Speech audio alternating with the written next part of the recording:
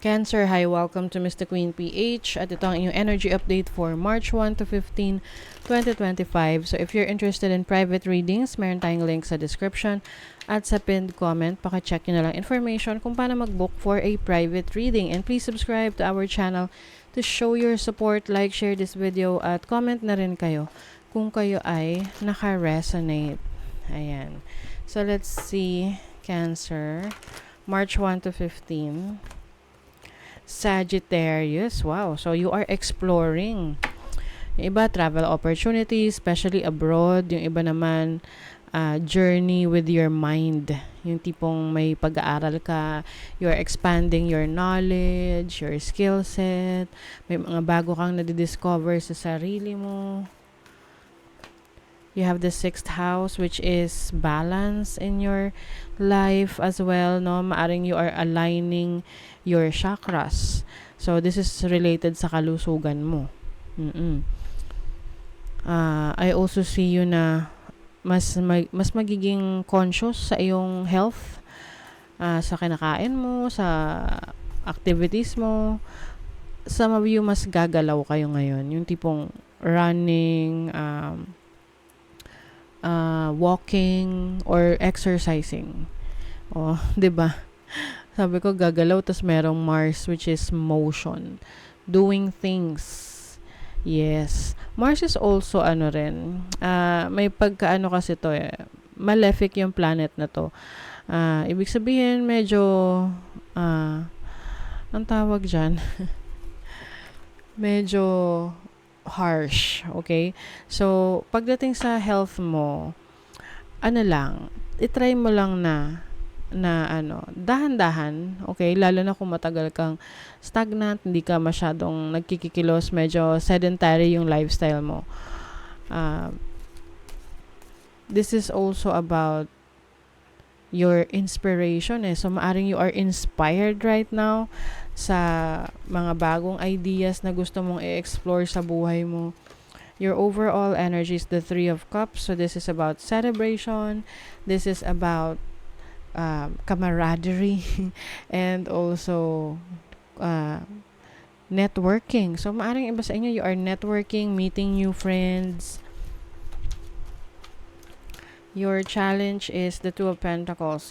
So, ang challenge sa inyo, if you have multiple streams of income, pwedeng mahirapan ka sa pag-manage niyan. Let's say, may business ka, may trabaho ka, you also have a family to take care of. So, kailangan i-manage mo ng maayos yung oras mo para lahat yun magampanan mo. Walang mag-suffer, 'di ba? Your opportunity is the Page of Cups. So, you have the opportunity to discover your passion. Yung Cups kasi is like may tinitingnan ka na na parang pangarap mo. Na ini-imagine mo siya. Okay? So, maaring magkakaroon ka ng creative download or yung tipong marirealize mo na, ito yung gusto kong subukan, ito yung gusto kong i-explore. Something creative related sa skills mo. Yung iba naman, you have an opportunity to be open to relationships, lalo na kung single ka for a long time. Pwedeng you are attracting a partner or an admirer. Oo. Your blessing is the sun. Ang ganda niya as a blessing because this is about clarity, energy, stamina. So, you have the strength that you need for whatever thing na ipupursu mo. Okay, let's see what is the sun. Oh, 5th house.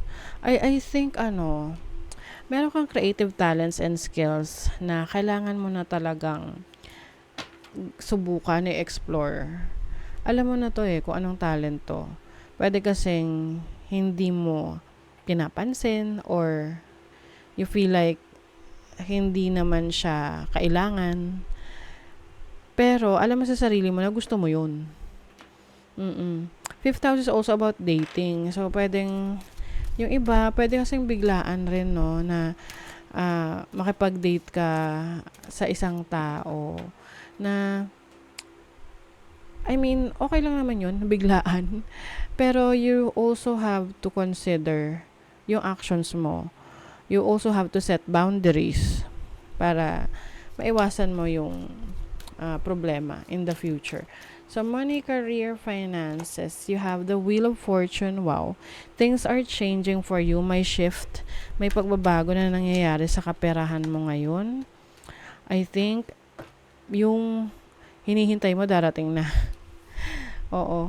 Kung meron ka hinihintay na trabaho, na tawag, na update sa ina-applyan mo, or sa isang tao na kausap mo, ka-deal mo, na ang tagal mo na hinihintay yung response niya or yung process na dapat maayos, it is coming. It is happening. Kasi it's finally moving. Wheel of Fortune is also about movement. Seven of Pentacles is waiting for fruition. So, it's already happening. Kailangan lang pagpatuloy mo yung pagiging patient mo kasi may mga bagay na kailangan talaga ng oras at panahon bago dumating sa'yo. But, yung iba na hinihintay mo talaga naka-line up na, ito, mangyayari na. This can be a project, this can be a pera or cheque na kailangan i-release sa'yo, marirelease na. So, sa love life, you have the Lovers and the Emperor. Oh, yung iba sa inyo, you may be connecting with a partner na yung mature.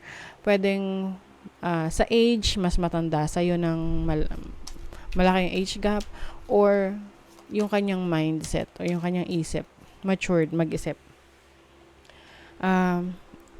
I see commitment here. You are committing yourself to someone na alam mong merong patutunguhan yung relationship ninyo. If you are single, I think mataas yung standards mo sa ngayon. Oo, hinihintay mo yung tao na talagang magle-level sa'yo or papantayan yung kaya mong ibigay sa isang relasyon. You are networking talaga, nagpapalawa ka ng community mo. You are socializing. Person of air. Some of you, meron kayong malakas na air sign. Cancer. Gemini, Libra, Aquarius. And this air is about your mind, your thoughts. So, I think ngayon, marami kang mga ideas na naiisip on how to grow your network. Kung paano mas maging visible. Especially sa social media or if you have a business na, ngayon naman kasi, napaka-importante na yung business mo, merong social media presence, no? Yung nakikita talaga online para mas malawak yung iyong following or yung opportunity mo to earn. Some of you, meron kayong mga accomplishment na yung masasabi mo na, ay, nagawa ko to sa sarili kong sikap. May transformation sa inyo, Cancer.